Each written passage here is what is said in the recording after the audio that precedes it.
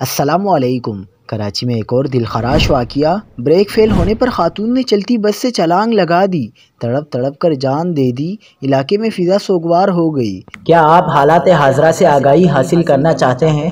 خبر کے پیچھے چھپے اصل حقائق جاننا چاہتے ہیں تو ابھی سبسکرائب کیجئے جلمل پاکستان کو اور ساتھ ہی گھنٹی کے نشان پر کلک کر دیں۔ آپ کو بتاتے چلیں کہ کراچی میں بس کے بریک فیل ہونے پر خاتون مسافر نے چلتی بس سے چھلانگ لگا دی۔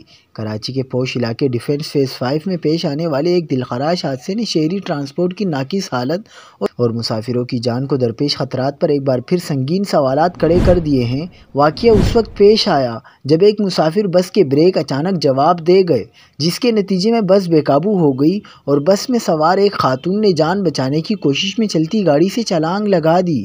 پولیس حکام کے مطابق بریک فیل ہونے کے بعد بس تیزی سے فٹ پاتھ کی جانب بڑھ گئی، جس پر بس میں خوف و ہراس پھیل گیا۔ اسی دوران خاتون مسافر نے خطرے کو بھانپتے ہوئے بس سے کودنے کا فیصلہ کیا، تاہم زمین پر گرنے کے باعث انہیں سر پر شدید چوٹ آئی جو جان لیوا ثابت ہوئی۔